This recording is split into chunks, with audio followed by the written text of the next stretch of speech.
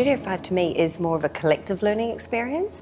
While the children have their own homerooms, they actually learn more collectively as a group, and they are able to work with other teachers and across with other students from other classes as well.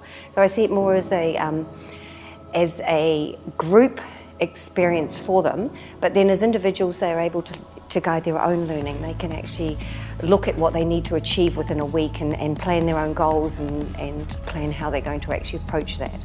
So that's how I think it's different.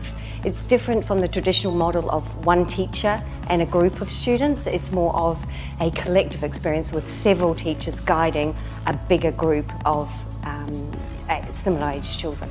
I think I understand Studio 5 as a very student-led way of organizing the learning.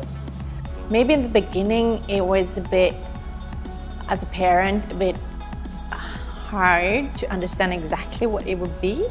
And I think maybe nobody actually knew exactly what it was going to be because it's kind of evolving all the time, depending on what the students do, what they choose, what kind of things they're interested in. Yeah, I think mostly it's like that.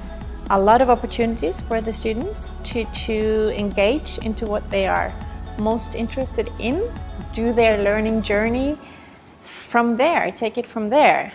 It seems like a whole new methodology for the teachers because they have to be supporters all the way instead of planning a session and doing a session. They have to organize the whole school day in a different way. Well, if I can compare to the way my child's former grades were in a school back home, back then he came to school, he sat down at his desk, he opened his mind and he received a lot of information, and sometimes he had to do some essays. Here at Studio 5, there's a whole other focus, a matter of handing over information to the kids. The work focused on their motivation, help them create joy in learning.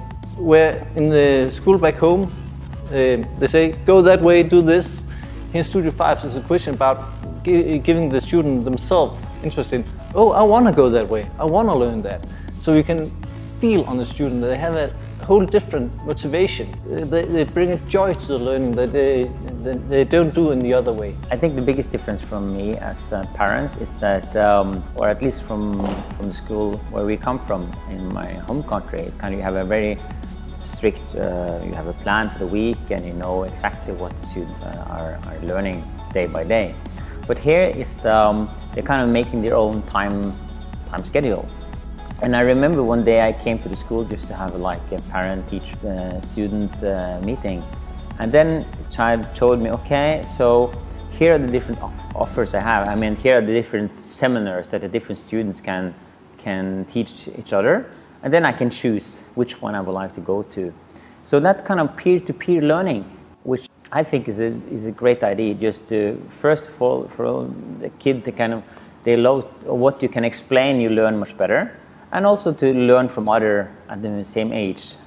So that was maybe the biggest change that I've seen. So systematic, I mean, you do it in a big scale. And the same with like mathematics, that you had, the kids are different when it comes to, some kids are strong ahead in mathematics, some are not that good. But then, and then they have different skills. And then you can say, oh yeah, okay, and this skill, that kid, or that my peer student, already know that skill, so I can go to that person to learn. And even if I have something that I know that someone else doesn't know, I can teach them to them. So that's maybe the biggest change I've seen.